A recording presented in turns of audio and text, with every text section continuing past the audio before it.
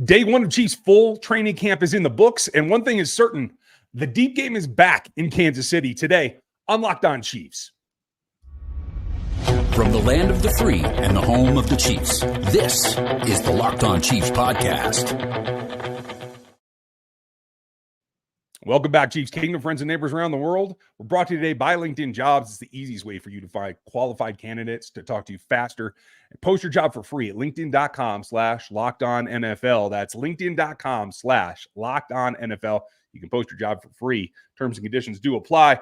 Terms and conditions are always applying as we go through day one of Kansas City Chiefs training camp with a full-ish roster. This is Chris Clark from Chiefs Corner, where he's breaking everything down. You guys got to go check out the Cap series, position by position, broken down over there on Chiefs Corner. I'm Ryan Tracy from Rogue Analytics and Performance Consulting, as well as NFL 33. We're on breaking down around the league. Just put out a piece about some of the other front office follies going on. Make sure you check that out and go get subscribed over on that Substack. And then check out RGR Football, where we take a different angle on the Kansas City Chiefs every single day. So check that out as well. We have a ton to cover. If you want to get it all, make sure that you like, sub, and hit this bell here, as we, as part of the Locked On Podcast Network, are free and available every single day on every platform, including Spotify, Apple Music, and anywhere you can get an audio podcast. Make sure you subscribe. Then get over, and if you want that much more, we're going to give you breaking news, camp updates. Chris is going to be at camp next week. We have a ton coming for our locos, our Locked On Chiefs insiders, on that text line at 816-357-8781. We have a ton to go over, including what the O-line looks like to start camp, couple of tweaks there, and some prognostication about when that might change. Then the NFI list did claim a couple of guys to begin on report day, and we have one guy that's going to see when he comes off of that list, but we have to start with probably what we're all relieved about, and that is the deep passing game, because it was a heck of a day one for Hollywood Brown connecting with Patrick Mahomes and Xavier Worthy connecting with Patrick Mahomes. Worthy had the play of the day over the top on a nice little corner post where he got loose from what looked like underneath coverage in the zone and got past the deep safety, who watched him the whole time. And I love Brian Cook. You guys know that I am a Cook fan, but Brian, you got to take better angles when Xavier is in the slot coming at you, because it looked like we had hoped it would look, right? It looked like Texas. He's the best tracker of the ball over his head, especially if he's got an in-breaking route, and that's exactly where Xavier Worthy started today with Patrick Mahomes. Play of the day, what'd you think? Talk about Worthy all you want.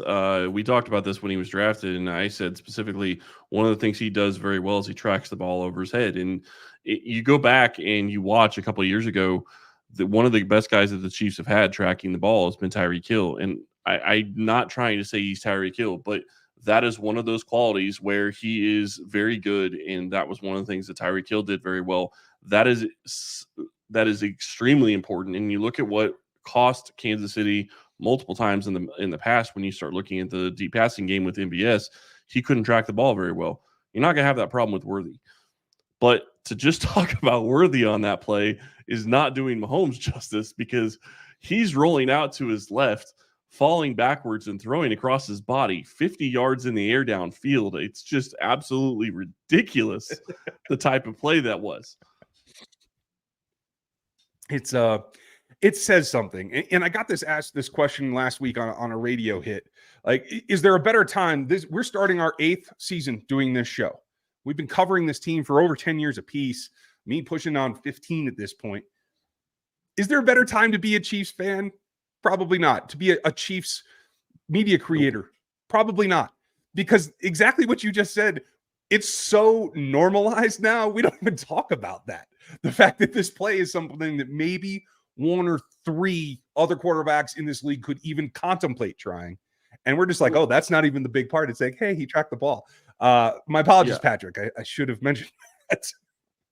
Well, I'm just saying, if you want to go see the play, the Chiefs have it tweeted out. They did have it. They did catch it on camera. You can go see it on the Chiefs Twitter, or X, I guess I should say. But just watching the way, and it doesn't really give justice to, there's some other views. There's some other people had views as well. But you look at the way he works that ball, or the way he's able to do the drop, come back, go to his left, and be throwing the ball 50 yards downfield, falling backwards. You're right. There's three or four guys in the NFL that can make that throw. And Worthy is great. I'm very excited that he got that the first day of camp. I think that says great things for where this is going in the future. And you make a mention to Cook early on. He needs to get deeper. He absolutely does. But that's how you adjust. That's how you have to learn to adjust the speed. And this is going to be a play that he's going to take into account, and he's going to have to adjust, realizing that Worthy is faster than he was giving him credit for. I mean, that is the reality of the situation. I look forward to seeing the exact same thing when we watch the film from the Ravens and the Bengals and the Chargers and everybody else that I want to see make that same mistake. So good job setting it up, Brian. Everybody emulate Brian. I think we'll see an adjustment here in the coming days. But there's adjustments going on all the time. One thing that was another in the wide receiver realm that was interesting to me is while he did practice wide receivers about halfway through the first 7-on-7 session, Kadarius Tony lined up with the running backs, did some running back drills as well. So it looks like maybe more of a mixed role for him, which we haven't talked about much in the offseason because he's just so slight. It's still hard to see that. But if you're trying to keep the best 53-man roster you can, and you still feel that he has the ability to be an explosive player along with LRZ and everybody else that's in front of him, maybe that is a good way to maybe settle him down, refocus him on football, because we know this is his last chance. This is the last go-around for Kadarius Tony in Kansas City. Make the most of it. What do you think of that? Like, not positional switch, but sharing. I love it, actually, and it's because you look at what he's going to be able to bring the roster and what he's able to do, and he can run things out of the backfield. I think that is going to be something that's going to be fun to watch.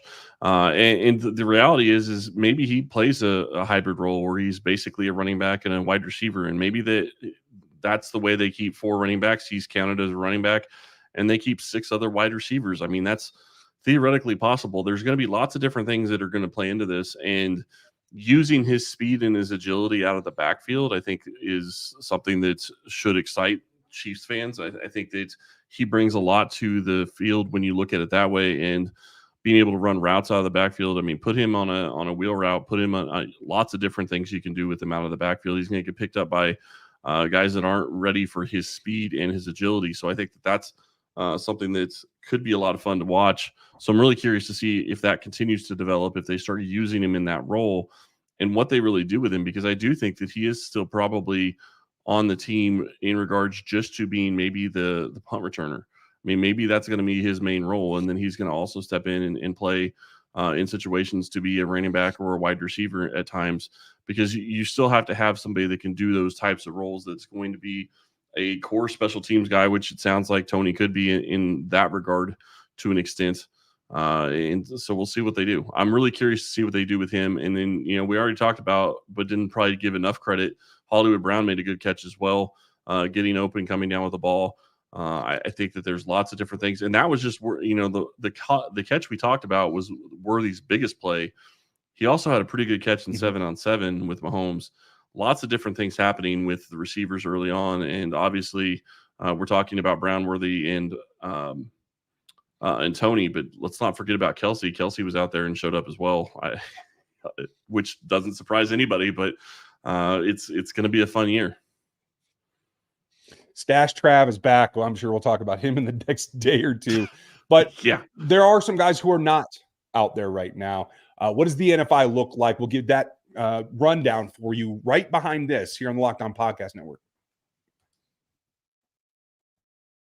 You love sports just like I do, and you love them so much you never want them to stop. But the playoffs have come and go. It's baseball season, and now it's training camp.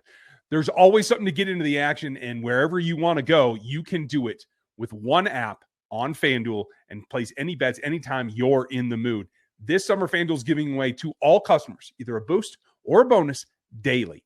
That's right. There's something for everyone every day, all summer long. So head over to FanDuel.com. You can even take a look at the Chiefs right now. They are plus 600 for the next Super Bowl, the three-peat Super Bowl. You can go to FanDuel.com and start making the most out of your summer right now. There's still time left in this summer. FanDuel.com, the official sportsbook betting partner of Major League Baseball and the NFL.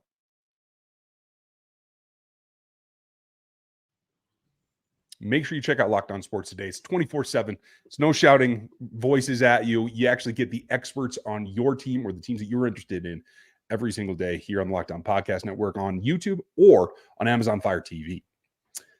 NFI, Chris, the non-football injury list is something that, honestly, most preseasons we don't have to talk about that much. This year is definitely different. There's multiple players that have been on it. We've talked about that in the past when they first put Joe Tooney on it, Menahue, obviously. But as of Chiefs reporting on Sunday morning, we found the guys that had been put onto it. It was Clyde Edwards-Helaire, although that was very, very temporary. He was able to practice day one, so it was just one day on that list. Okay. Justin Reed has a lower body. I believe it's a hamstring issue that he is dealing with, and he is on the list. Not going to be available. Did not practice day one. Justin's been kind of a fixture of the offseason. Andy Reid listed Justin Reed. Andy Reid listed Justin Reed as day-to-day, meaning I don't think he's long for the NFI list, but how concerned are you about that? I thought I saw it was a quad on Reed, and maybe I'm wrong on that. I'm not overly concerned. I think that, Justin Reed has been in this defense for 2 full seasons. He knows exactly what he's doing. In some ways, I would almost argue that this actually works in the Chiefs' advantage, because now you get a chance to have Jaden Hicks out there and running with the first unit against the veterans and getting more experience. And, if it happens that he gets beat and it happens that, he messes up, so be it. I mean, this is the exact time that you want those types of things to happen. So in a way, I'm not wishing Justin Reed to be on the NFI long. I'm just saying, to me, it actually could work to their advantage to get Hicks some more reps early and get some of the younger guys some more reps as well, because they're all going to be stepping up and taking extra reps. The one thing that would concern me is, if they don't know that Brian Cook is 100%, are they going to have to run him more because, Reed's not out there? Or are they going to be able to put somebody else in there? So that would be a concern. You look at the other guy that was on NFI that's already off, Clyde Edwards-Helaire, and I believe that was actually non-football illness, not injury, but I could be wrong on that, but it sounds like it was a stomach issue, but he did practice. So he's already off that list.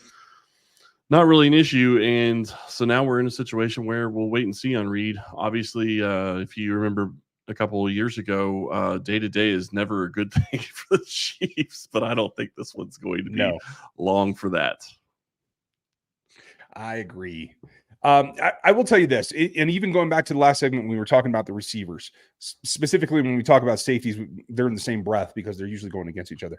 I will put a little bit more weight on performance, on big plays, on things that happen in team drills, 11 on 11. And I think that's probably the biggest aspect, is where we're going to see Jaden Hicks get dumped into the fray early. And I think I agree with you. That's a huge plus for him. I love the fact that he may be a guy that is going to not only get the attention from Steve Spagnuolo in terms of tutelage, but get the experience right off the bat where he has to communicate. I think that's sometimes the overlooked aspect of playing safeties. You have to communicate, especially in Spag system, where you have 2 and sometimes 3 on the field, and you might have to make side adjustments, communication adjustments. That's, I think, probably the hidden bonus here of Justin Reed being just a little bit short to go right off the bat.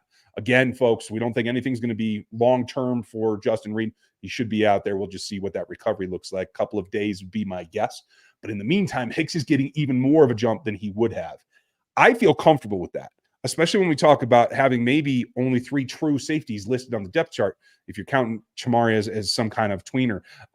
Trey Dean, obviously, also listed safety, can be a bit of both. We'll see where that comes in, but I'll have to go back and see if we get practice rep snaps because I want to know who's filtering in where with Justin Reed on the sideline. Yeah, and you talk about Hicks coming in, and if I'm Mahomes, I'm taking advantage of it. This is the time where you're looking at 11 on 11. They're trying to do the best that they possibly can. They're trying to win every single rep. And if I'm Mahomes, I'm trying to go after Hicks, knowing that maybe he's going to be a little bit slower and he's not going to react. But I also think that you have to look at that from both perspectives. Mahomes should be doing that, 1, but 2, Hicks should be expecting it, and Hicks should be willing to learn from that. I mean, that's one of the things. If you're going up against what we've said multiple times is the best QB in football, you're going to be challenged on every single play, and that is exactly what you should be expecting. And I think it's going to benefit Hicks even more. So I agree with you. I want to see where those reps are going. I want to see who's moving up and moving around and where. We'll see a lot more of that over the next couple of weeks, obviously. And I would expect that Reed is probably back I would imagine by the time I go to campus later this weekend, he'll be back. But obviously, we don't know that right now. But that would just be my guess. I think he was there at practice and just didn't have his helmet, which is a good sign. That means that he's getting close to being able to go. Yeah, I will take close as we inch through. Chris Jones talked about getting extra rest, and we do know the Chiefs have a longer training camp than most teams this particular year because of the schedule. So the question then becomes, who's going to protect Mahomes? Because there are a couple of jostling going on the offensive line and some updates. That's coming up next here in the Locked On Podcast Network. When you're hiring for a small business, you want to find the quality professionals with the right fit for the right role. That's why you have to check out LinkedIn Jobs. It has the tools to help you find the right professionals for your team. I'm always looking at LinkedIn. It isn't just a job board. LinkedIn helps you find professionals you can't find anywhere else. Even those who aren't actively looking or searching for a new job might be open to the perfect role. In a given month, over 70% of LinkedIn users don't visit other leading job sites. So if you're not looking on LinkedIn, you're looking in the wrong place. On LinkedIn, 86% of small businesses get qualified candidates within 24 hours. Hire professionals like a professional on LinkedIn.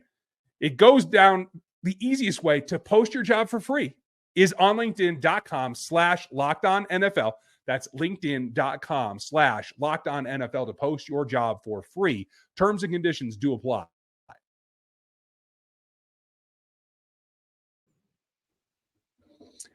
This is the fun part. This is just day one of Chiefs training camp. Make sure you like and subscribe to this channel as we break it down for you every day of camp and on through the season, 5 days a week. Plus, we will have some bonus content for you, so make sure you are subscribed to get it all.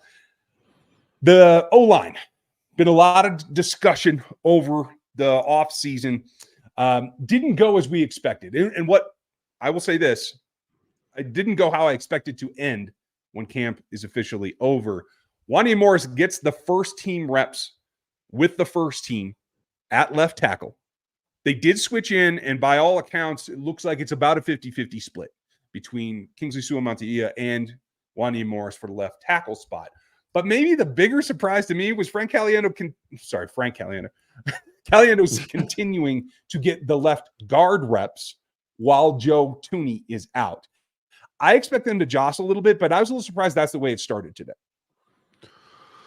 We'll see what happens, but I think that when you're looking at the first string reps for left tackle, I think that takes precedence over who's going to take your first string snaps for left guard, and I think that that's really the reality that's going on right now. If it changes and Suamataia takes over as your first string left tackle, then maybe you see a situation where your left guard changes as well, and maybe it becomes Wanya Morris in there instead of Caliendo. I was a little surprised to see that as well. I do think that that's probably not how things are going to end up, but it doesn't surprise me from the aspect of this is the first day of training camp. This is the first day where everybody is out there. So in looking at Wanya Morris over Suamataia, I mean, that's kind of the way that doesn't shock me there either. I mean, Suamataia, the other side of that is Suamataia has already gotten snaps for the past couple of days. I mean, he was out there as a rookie, so you know, he's already gotten acclimated a little bit. So that, you know, you could look at it from that aspect of he's already gotten some of those first string snaps or some of those snaps, and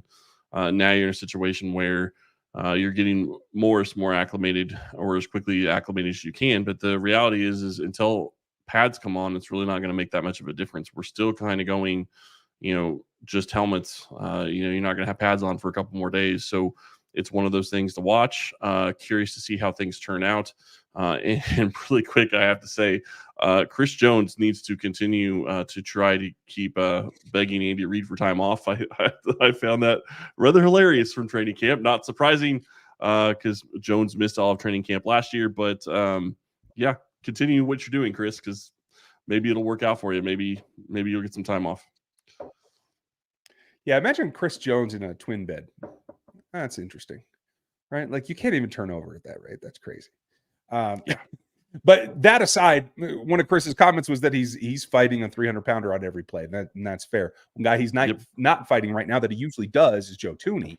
Joe's on the sidelines though, getting some hip extension, some shoulder extension, which is obviously good too. Coming back from a pec. So anything, yeah, exactly. Like that's one of my bigger concerns is when do we see Joe Thuney? But for him to be active on day one at least, and I did watch some clips that I saw of what he was doing. Looks like his shoulder extension looks pretty good to me. He's delivering with force, at least in that particular drill. Positive signs, in my opinion, that pec looks like it's able to take some workload. It's able to get stretched a little bit as you do when you're extending up over your head that much. So let's hope that is a positive sign on the road to recovery for Joe Thuney. It has been a very, very long road and one that I'm going to kind of hold my breath until he's back.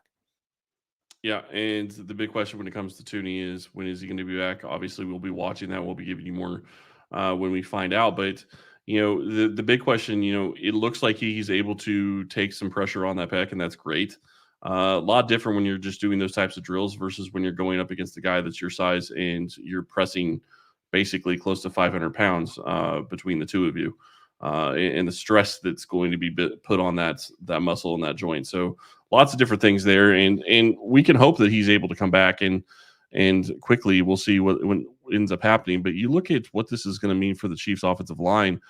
If he's not able to go before the first preseason game, then we're going to have an idea as to what they're really thinking about at that left guard spot. We'll have an idea. But again, until you really get the pads on, some of this doesn't. It's like OTAs. It's like glorified OTAs again. It's more of you're kind of maybe you're doing a couple of things here and there. And we talked about at the start of the show, Mahomes, rolling out to the left and doing what he did. He's under no pass rush in that type of drill. I mean, that's just not what's going on this time of camp. So there's that to take into consideration as well in all this. But to see him willing to make that throw early on is great. And to see, the Chiefs offensive line going in the right direction, where you feel like, okay, Suamatia and Morris are close to 50-50. If that's truly the case, you would think at some point the rookie is going to take over that position, because if he's 50-50 with somebody that has a year experience on him, I would think that means that he's probably a little bit closer than not taking over. But we'll see once the pads come on how that goes and how they go in different drills, because I think that's really going to be the deciding factor. I agree with you. And they're likely, as Andy Reid usually is, to make changes, do different combinations. We saw that through OTAs. Today's starting lineup was just one of the lineups they used in OTAs. So let's see what happens tomorrow. Give us your takeaways. Were you at camp? What did you see? Leave it down in the comments here on YouTube. Make sure you like and subscribe to this channel. Check out Locked On Sports today. Make sure you get over to Chiefs Corner and read all the breakdowns he's doing. Get subscribed to Chiefs Corner Substack, and then get over to NFL33.com, and I'll keep you updated on the craziness going on around the league. So hope that you will join us there. Be back tomorrow as we hit day 2 and the first week of training camp for the Kansas City Chiefs. We appreciate you spending your time with us. Have a great one, and we'll connect with you tomorrow. We'll talk to you then.